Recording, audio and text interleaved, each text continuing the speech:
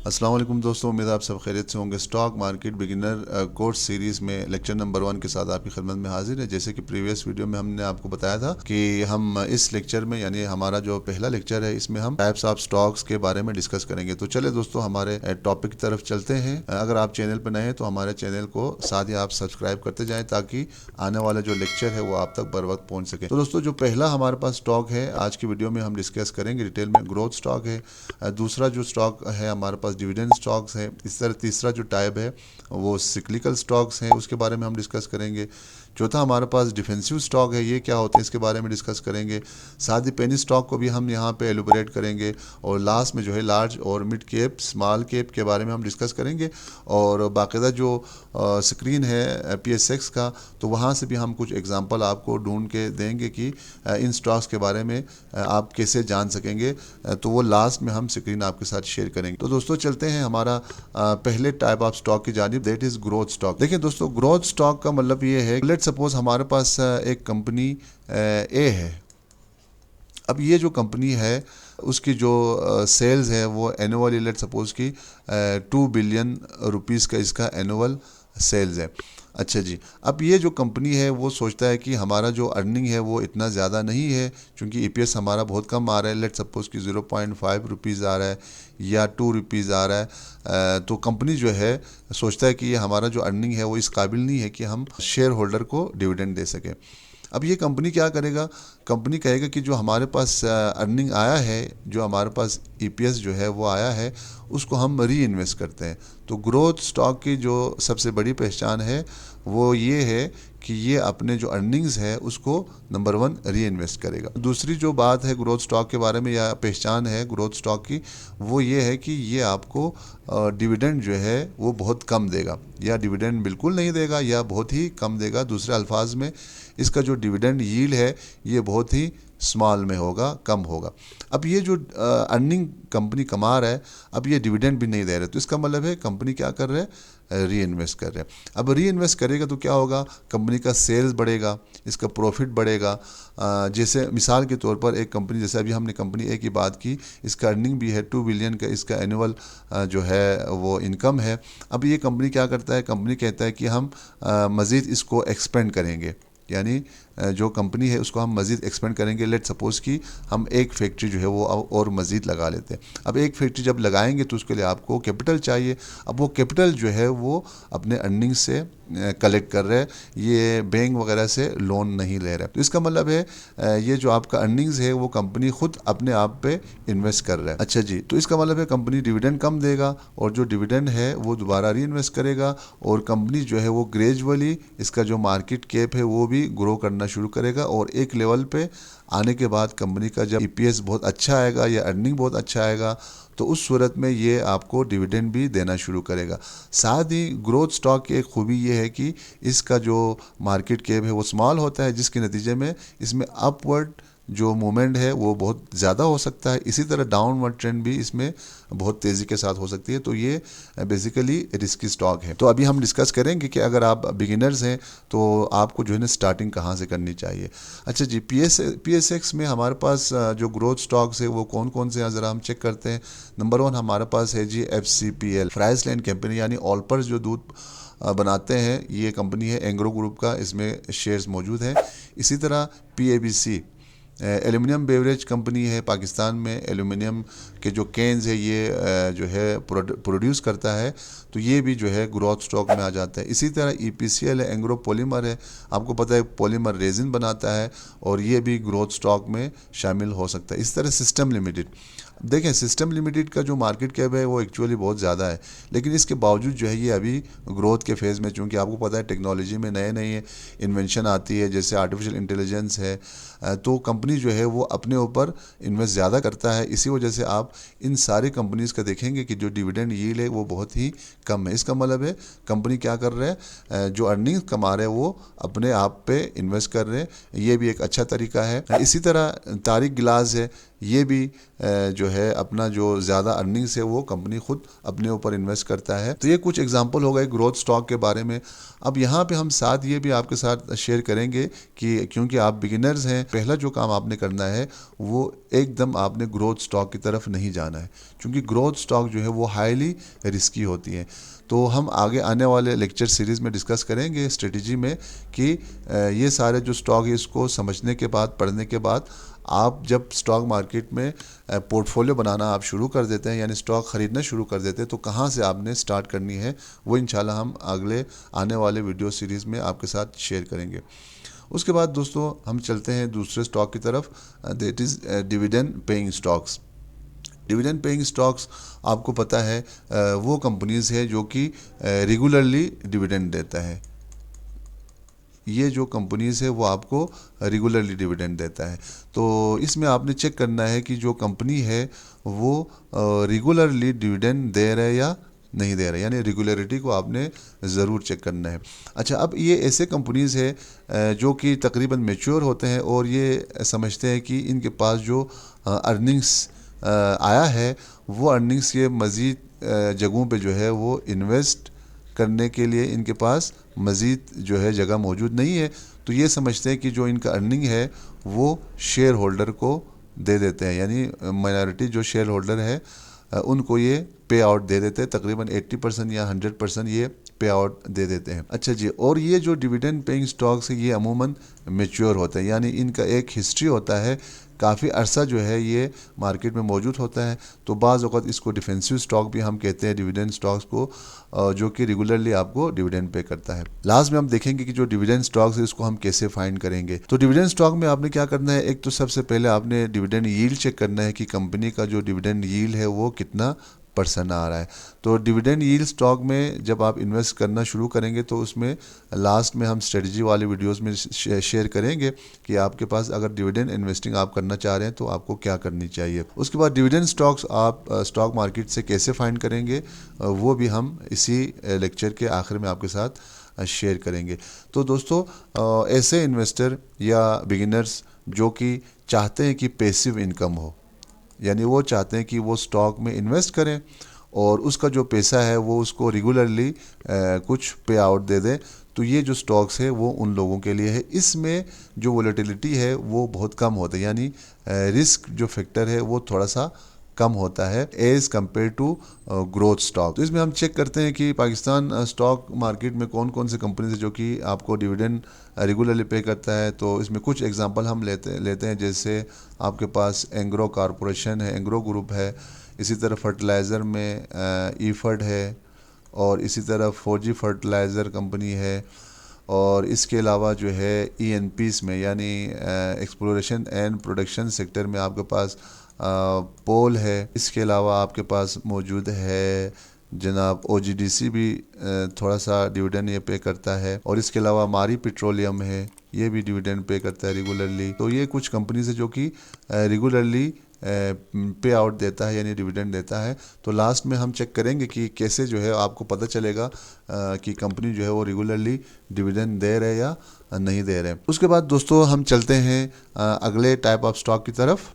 तो तीसरा जो हमारे पास स्टॉक है बहुत ही टेक्निकल स्टॉक है, सिक्लिकल स्टॉक्स कहते हैं इसे, और ये जो स्टॉक है वो कैसे परफॉर्म करता है वो हम आपके साथ डिस्कस करेंगे। तो सिक्लिकल स्टॉक किसे कहते हैं, नंबर 1 तो सिक्लिकल स्टॉक इसके नाम से जाहिर है कि ये जो स्टॉक्स है इसमें फ्लक्चुएशन जो है ना वो बहुत तेज़ी के साथ आता है, यानी जब ये अप साइड पे जाता है तो बहुत तेज़ी के साथ जाता है, और जब डाउन साइड पे आता है तो बहुत तेज़ी के साथ डाउन साइड। सिक्लिकल स्टॉक्स की पहचान क्या है कि ये जो स्टॉक्स है वो परफॉर्म करता है, यानी ये जो स्टॉक है वो उस वक्त परफॉर्म करता है जब आपका इकॉनमी जो है वो बेहतर हो। इसी तरह आपका इंटरेस्ट रेट भी इसके ऊपर इफेक्ट करता है कि इंटरेस्ट रेट जो है वो कम हो, तो उस सूरत में ये सिक्लिकल स्टॉक्स जो है वो परफॉर्म करता है। इसी तरह GDP की, मुल्क की जो GDP है वो बहुत बेहतर हो रहा है, ग्रॉस डोमेस्टिक जो प्रोडक्शन है वो उसमें तेज़ी है, तो उस सूरत में ये जो स्टॉक्स हैं सिक्लिकल स्टॉक्स ये भी परफॉर्म करना शुरू करते हैं। इसके अलावा आपका इन्फ्लेशन है।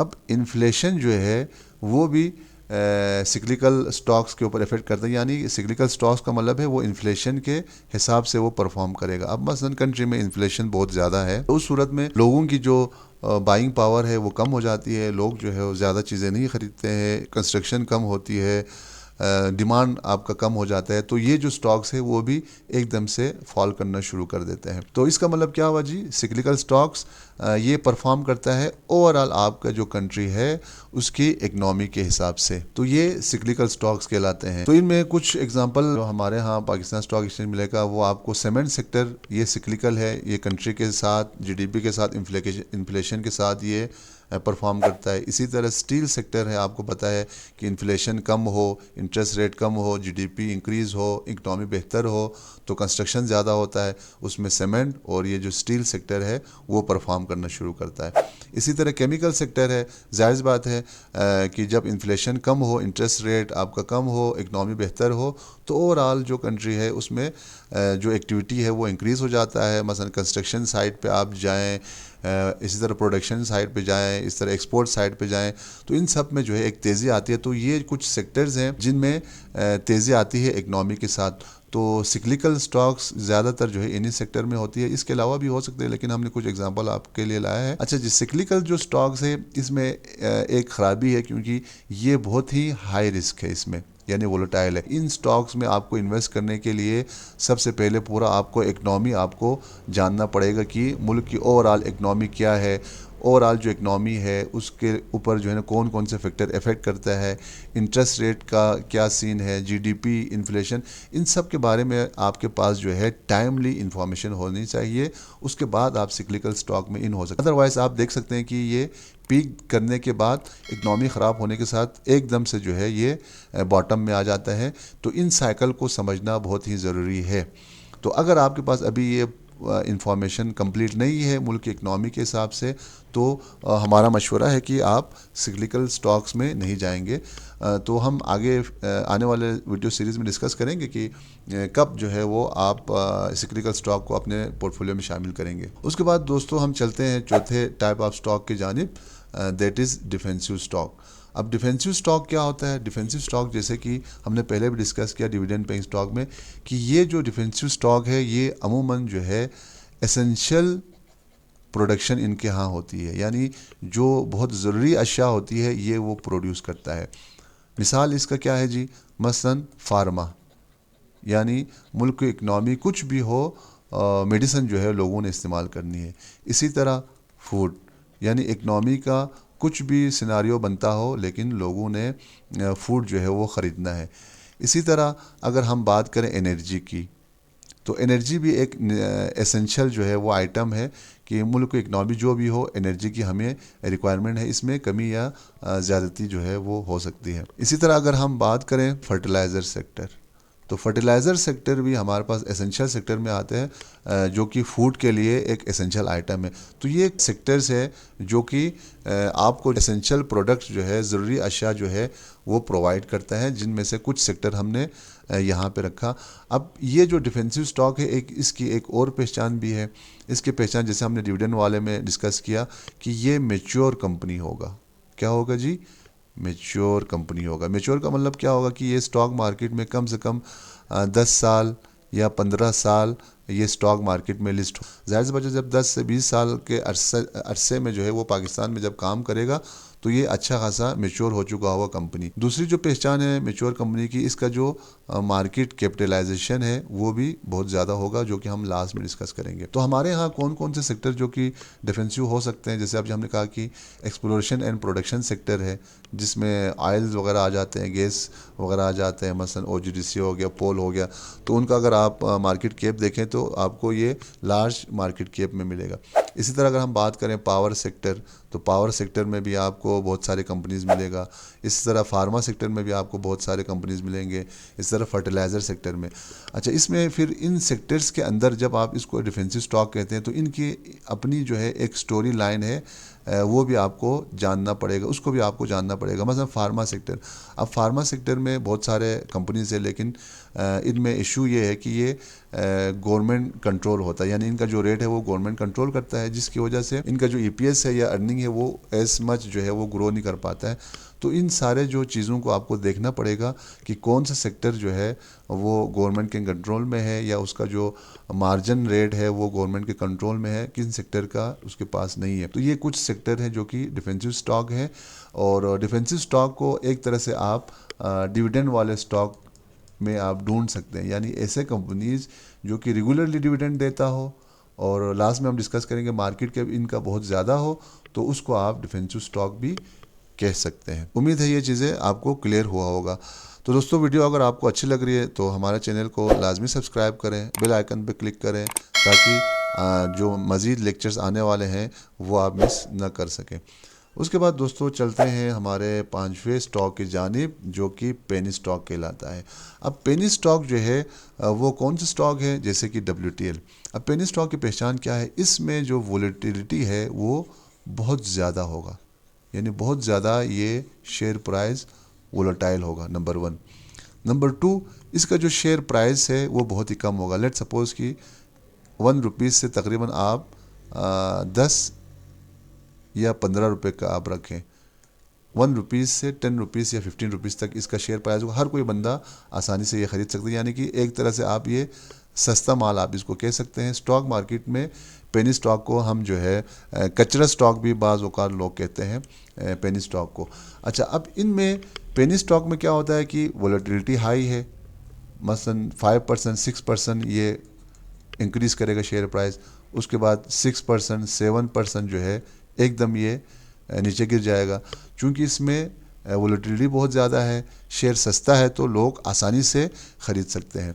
अच्छा, इसका जो नुकसान है वो आपको क्या हो सकता है, नुकसान आपको ये है कि जो कंपनी है वो अभी यानी ग्रो के फेज़ में होगा, या दूसरे अल्फाज में कंपनी में कुछ ऐसे चीज़ें वाक़ई हो रही है जिसकी वजह से इन्वेस्टर जो है इसको ज़्यादा लिफ्ट नहीं करवा रहे हैं, तो इसका जो रेट है वो बहुत ही कम है। यानी जब भी आप पेनी स्टॉक में ख़रीदारी करने की कोशिश करें या इन्वेस्ट करने की कोशिश करें, तो जब आप इसका EPS, अर्निंग्स और बुक जब आप देखेंगे तो इसमें आपको हमेशा नेगेटिव में अर्निंग मिलेगा, यानी लॉस पर शेयर ही आपको मिलेगा मुसलसल। दूसरी बात जो है इसमें क्या है जी, पेनी स्टॉक में इसमें पम एंड डम होने के चांसेस ज़्यादा होते हैं कि यानी एक दफ़ा जो है जो बड़े मगरमच्छ हैं स्टॉक मार्केट में, क्योंकि रेट इसका सस्ता है, तो ये लाखों में करोड़ों में शेयर ख़रीदेंगे तो इसका रेट ऊपर जाएगा।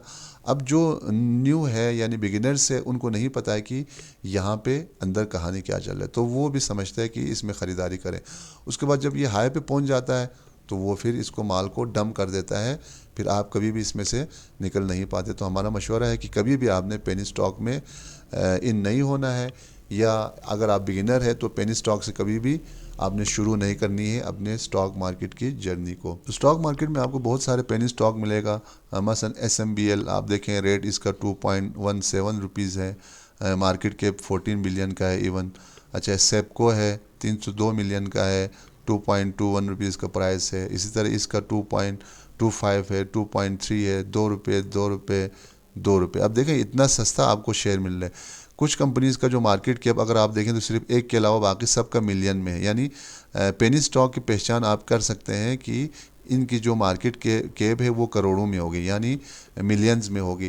तो मार्केट कैप कम होने का मतलब ये है कि कंपनी जो है वो परफॉर्म नहीं कर रहा है, या कंपनी में कुछ इश्यूज चल रहे हैं जिसकी वजह से कंपनी परफॉर्म नहीं कर रहा है, इन्वेस्टर इनको ज़्यादा लिफ्ट नहीं दे रहे हैं। तो ये पेनी स्टॉक जो है वो आपको स्टॉक मार्केट से मिल जाएगा। अभी हम लास्ट में स्क्रीन पे जो है वो आपको दिखाएंगे कि पेनी स्टॉक आप कैसे फाइंड करेंगे। उसके बाद दोस्तों हम चलते हैं लार्ज कैप, मिड कैप और स्मॉल कैप की जानिब।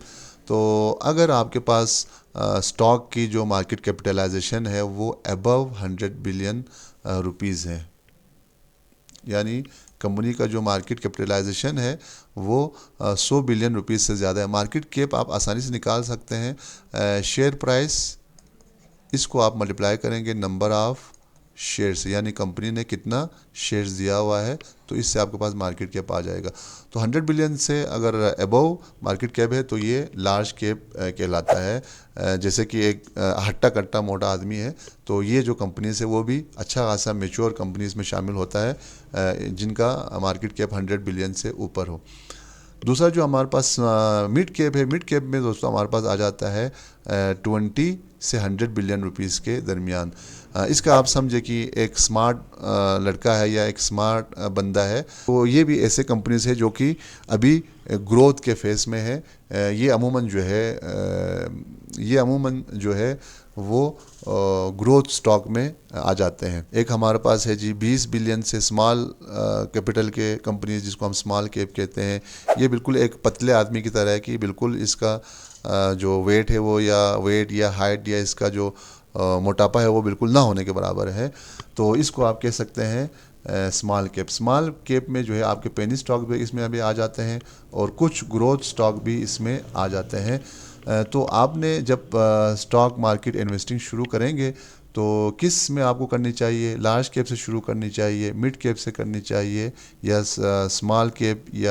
स्मॉल कैप से करनी चाहिए? वो इंशाल्लाह हम अपने स्ट्रेटजी वाले वीडियो में डिस्कस करेंगे एज ए बिगिनर आप लोगों के लिए। तो दोस्तों ये हुआ हमारा प्रेजेंटेशन जो टाइप्स ऑफ स्टॉक के बारे में था। अब इन सारे स्टॉक को हम स्क्रीन की तरफ जाएंगे और देखेंगे कि कहाँ कहाँ से हमारे पास इंफॉर्मेशन आएगी।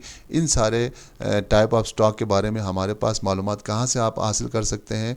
तो चलें फिर हम स्क्रीन की तरफ चलते हैं। अच्छा जी, तो हम आए हैं जी dps.com पे। यानी आपने इन सारे कैटेगरीज़ के बारे में मालूमात कहाँ से लेना है, तो सबसे पहले आप गूगल पे सर्च करें DPS, तो ये साइट आपके पास आ जाएगा dps.psx.com.pk। इस साइट पे आने के बाद हम सबसे पहले हमारा जो स्टॉक था टाइप ऑफ स्टॉक में, जो कि ग्रोथ स्टॉक था, तो ग्रोथ स्टॉक के बारे में मालूमात आपको यहाँ पे कहाँ से मिल सकती है। तो हमने पहले डिस्कस किया था कि ग्रोथ स्टॉक जो है वो आपको अमूमन जो है वो डिविडेंड बहुत कम देते हैं। तो इसके लिए फिर आप क्या करेंगे, यहाँ से आप आ जाएं। इसमें आने के बाद मार्केट में आने के बाद आप यहाँ पे आ जाएं स्टॉक स्क्रीनर। अब यहाँ पे जब आप स्टॉक स्क्रीनर में इन हो जाएंगे तो आपने यहाँ पे एक चीज़ पुट कर देना है, डिविडेंड यील्ड का ऑप्शन मिलेगा, तो आपने इसको मिनिमाइज़ कर देना है इसको, यानी बिल्कुल आपने कम कर दिया डिविडेंड यील्ड को। यानी आप एक तरह से डिविडेंड को तकरीबन 10% से आप इसको कम रखें, डिविडेंड यील्ड को 0 और 10 के दरमियान। अच्छा जी, उसके बाद फिर आपने करना है इसका जो मार्केट कैप है उस मार्केट कैप को भी आप कम करें। इसको मार्केट कैप को आप लेके आ जाएं 100 बिलियन से कम होनी चाहिए। इसको आप कर दें 100 के आसपास कर दें। तो ये आपने सेट कर दिया। अच्छा जी, उसके बाद फिर आपने मार्केट कैप में आने के बाद आप इसको डिसेंडिंग ऑर्डर में कर दें। तो ये हमने डिसेंडिंग ऑर्डर में कर दिया। अब देखें ग्रोथ स्टॉक में आपको कौन कौन से आ रहे हैं। आप देखें 93.7 बिलियन इसका मार्केट कैप है, यानी ये आपको स्मॉल मिड कैप में मिलेगा जैसे अभी हमने डिस्कस किया। लेकिन डिविडेंड यील्ड देखें तो इसका 0% है। इसी तरह आपके पास एबट है, इसका डिविडेंड यील्ड भी आपको यहाँ पे 0 में नज़र आ रहा है। उसके बाद FFBL 2% है डिविडेंड यील्ड। इस तरह अगर आप आ जाएँ देखें 4% है, यहाँ पे देखें 6% है दाऊद हरकुलस, 2.4% साजेब का है। इस तरह 6.84% ये APL का है। इस तरह 6.75 एयरलिंक का है। तो इसमें बहुत सारे आपको कंपनीज मिलेंगे, मतलब FCPL, SNGP, DCR, तो बहुत सारे कंपनीज आपको मिलेगा जो कि डिविडेंड आपको बहुत कम दे रहे हैं। तो इसके लिए पहचान आपने डिविडेंड यील्ड से ही करना है। तो यहाँ पे आप देखें 4.23 डिविडेंड दे रहे हैं लेकिन कम दे रहे हैं NML। अच्छा, इसी तरह कुछ कंपनीज है जो कि बिल्कुल डिविडेंड नहीं दे रहे हैं, उसके लिए फिर आपको कंपनी के अर्निंग्स की तरफ जाना पड़ेगा, EPS की तरफ। तो जब आप EPS को देखेंगे फिर आपको पता चलेगा कि कंपनी कितना कमा रहे हैं और उसके बावजूद जो है वो डिविडेंड नहीं दे रहे। तो ये दोस्तों हो गया हमारे यहाँ ग्रोथ स्टॉक के लिए। उसके बाद फिर डिविडेंड स्टॉक की तरफ हम चलते हैं। तो डिविडेंड स्टॉक के लिए आपने क्या करना है, इसी मार्केट सेक्शन में स्टॉक स्क्रीनर, उसमें आने के बाद आप इसको मार्केट कैप को आप मैक्सिमम कर दें और प्राइस को भी आप मैक्सिमम कर दें और डिविडेंड यील्ड को फिर आपने करना है डिविडेंड यील्ड को आप यहाँ से इसको मैक्सिमम पे रखें, क्योंकि अभी हम डिविडेंड स्टॉक की बात कर रहे हैं, उसको हम ढूंढना चाह रहे हैं। तो डिविडेंड यील्ड के लिए आप इसको 10 से अबव आप रखें। अब देखिए इसमें आपको बहुत सारे कंपनीज मिलेगा जो कि डिविडेंड यील्ड जिनका बहुत अच्छा होगा। मसलन देखें आपके पास आ गया मीज़ान बैंक, डिविडेंड यील्ड जो है वो 11% अच्छा है। UBL 17%, इसी तरह FFC 14.43% और MCB। तो इसमें आपको ऐसे तमाम कंपनीज मिलेगा जिनका डिविडेंड यील्ड 10% से ज़्यादा है। तो यहाँ पे जब हम डिविडेंड स्टॉक की बात करेंगे तो डिविडेंड कम से कम 10% से ज़्यादा होनी चाहिए। तो आपको ये सारे स्टॉक यहाँ पे मिलेंगे। आप देखें सबका जो है डिविडेंड यील्ड 10% से ज़्यादा है। अब इसमें जब आप स्टार्ट करेंगे, पोर्टफोलियो बनाएंगे, तो उस सूरत में फिर डिविडेंड यील्ड का क्या इफेक्ट होगा, वो कैसे करेंगे, वो हम इंशाल्लाह आने वाले वीडियो में आपके साथ डिस्कस करेंगे। फ़िलहाल हम यहाँ पे सिर्फ आपको टाइप्स कैसे फाइंड करेंगे वो हम यहाँ पे दिखा रहे हैं। अच्छा जी, उसके बाद फिर अगर हम बात करें जो कि तीसरा टाइप हमारे पास है सिक्लिकल स्टॉक। तो सिक्लिकल स्टॉक के लिए आपको पूरा कंपनी का बुक पढ़ना पड़ेगा या फाइनेंशियल देखना पड़ेगा कि कंपनी जो है डिविडेंड कभी बहुत ज़्यादा देगा या कभी बिल्कुल ही नहीं देगा। यानी जब कंपनी परफॉर्म करो तो ये डिविडेंड देगा, इसका EPS अच्छा होगा। जब कंपनी परफॉर्म नहीं कर रहे तो इसका जो डिविडेंड है वो बिल्कुल कम हो जाएगा या ना होने के बराबर हो जाएगा। तो इसके लिए आप सिर्फ यहाँ से सेक्टर आप चूज़ करें। सिक्लिकल के लिए मसलन हम सीमेंट देखते हैं। अब सीमेंट में आप देखें लकी सीमेंट 1.65% डिविडेंड यील्ड है। कोहाट सीमेंट 0 है। इसी तरह ACPL 6.94 है। और इनका फिर आपने EPS चेक करना है। मसलन हम मेपल लीफ सीमेंट फैक्ट्री का EPS चेक करते हैं। तो आप इस पर क्लिक करें। क्लिक करने के बाद आप इसका फाइनेंशियल आप चेक करें तो फाइनेंशियल पे आपको मिलेगा इसका जो EPS है 2024 में 4.98, 4.18, 3.3, 5.69। अब देखें इसमें जो अर्निंग्स है उसमें आपको एब्रप्ट जो है चेंजेस मिलेगा। मिसाल 2021 में 5 था, उसके बाद 3 हो गया, फिर 4 है और अभी तकरीबन 2024 में 4.98 है। तो इसका मतलब है जो EPS है वो कंपनी का सिक्लिकल है, मुल्क की इकनॉमी के साथ साथ इसमें चेंजेस आ रही है। इसी तरह अगर हम चेक करें स्टील सेक्टर में, स्टील के लिए बेसिकली इसमें स्टील नाम नहीं लिखा होगा बल्कि इसका नाम इंजीनियरिंग होगा। तो आपने इंजीनियरिंग को सिलेक्ट कर दिया। उसके बाद आपने बाकी सारी चीज़ें ऐसे रखें। हमने जस्ट EPS चेक करना है। तो लेट सपोज़ कि हम जो है मुग़ल स्टील का चेक करते हैं। तो मुग़ल स्टील का जो EPS है वो कैसे परफॉर्म कर रहे हैं। तो मुग़ल स्टील का हम चेक करते हैं। अब इसमें आप आ जाएं जी, फाइनेंशियल में आ जाएं। तो फाइनेंशियल पे आएंगे। देखें अब देखें 2021 में 11.16, 22 में 16, 23 में 10, अभी 5। अब देखें इसका 2021 में ज़्यादा है, उसका 22 में थोड़ा सा और इंक्रीज़ हुआ। अब देखें 23 में 10 हुआ, 24 में 5.96। इस तरह अगर हम क्वार्टरली चेक करें तो 2023 का थर्ड क्वार्टर है 3.89, 24 का फर्स्ट क्वार्टर में 1.53, सेकेंड में 2.3 और थर्ड में 0.3। तो ये जो आपके पास स्टील सेक्टर है ये भी आपके इकनॉमी के हिसाब से ग्रो करता है या इनकी सेल्स होती है। तो इस तरह जो है आप मालूम कर सकते हैं, सिक्लिकल स्टॉक्स के बारे में आप जान सकते हैं। तो इसके लिए एक ही तरीका है, आपने यहाँ पे आने के बाद जो सेक्टर है वो आपने चुनना है कि कौन कौन से सेक्टर जो है वो सिक्लिकल है। इस तरह केमिकल में भी आप देख सकते हैं। इसके अलावा और भी बहुत सारे सेक्टर हो सकते हैं जो कि सिक्लिकल हो, डिपेंड करता हो मुल्क की इकनॉमी पे। उसके बाद फिर हम चलते हैं दोस्तों डिफेंसिव स्टॉक को हम कैसे फाइंड आउट करेंगे। तो डिफेंसिव स्टॉक चूँकि हमने पहले डिस्कस किया था कि ये अमूमन जो है डिविडेंड पेइंग स्टॉक में आ जाते हैं। तो अगर फिर भी आपने डिफेंसिव स्टॉक लेना है तो इसके लिए आप मार्केट कैप जो है वो 100 से आप अबव कर दें। यहाँ से स्क्रीनर में 100 से आप अबव सेट कर दें। उसके बाद फिर आप यहाँ पे देखें हब को है मैच्योर कंपनी, आपको पता OGDC मैच्योर कंपनी है, defensive stock, PPL mature company है, हबीब बैंक हो गया, फातिमा हो गया, FFC। तो ये तकरीबन जितने भी आपके पास लार्ज कैप के कंपनीज है जो कि हमने जो प्रीवियस हमारे प्रेजेंटेशन में दिखाया था, तो ये सारे आपको डिफेंसिव स्टॉक में मिलेगा जिनका मार्केट कैप ज़्यादा है। और दूसरा जो है हमने इसकी डेफिनेशन किया था कि नेसेसरी आइटम में, अब देखें हब को एनर्जी सेक्टर में आता है, PPL OGDC आपका ENPs में आ जाता है, HBL बैंक में आ जाता है। आपको पता है कि बैंक्स भी हमारी ज़रूरत है। देखें फर्टिलाइज़र सेक्टर में आ जाते हैं, इस तरह पोल गैस में आ जाते हैं।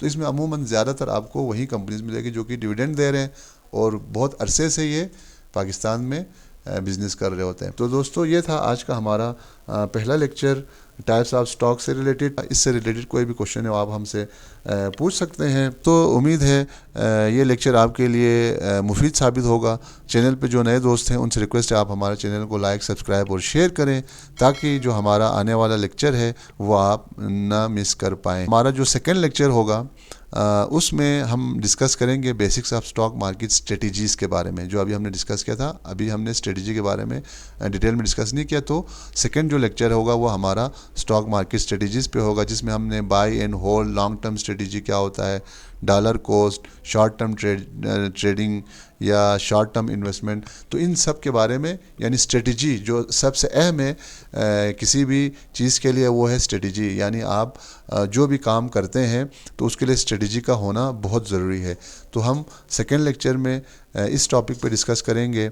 चैनल को अगर आपने अभी तक सब्सक्राइब नहीं किया है तो सब्सक्राइब करें, बेल आइकन पे क्लिक करें ताकि सेकेंड लेक्चर का जो नोटिफिकेशन है वो आप तक टाइम पे पहुंच सके।